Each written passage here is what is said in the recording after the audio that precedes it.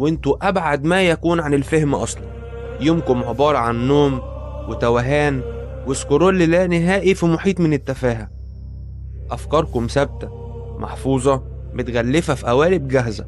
رافضين أي فكرة جديدة، رافضين أي نقاش حقيقي، رافضين أي حاجة ممكن تتعب مخكم الصغير اللي اتعود على الوجبات السريعة للمعلومات. ولما حد يواجهكم بحقيقتكم بتجروا تستخبوا ورا شماعة الصحة النفسية.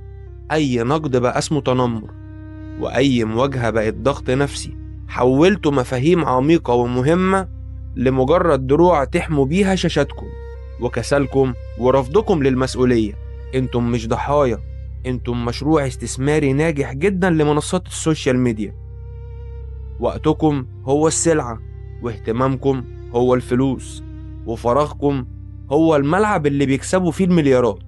باعولكم الوهم انكم محور الكون، وان رأيكم مهم، وان حياتكم لازم تبقى فيلم سينمائي. وفي الاخر سابوكم غرقانين في بحر من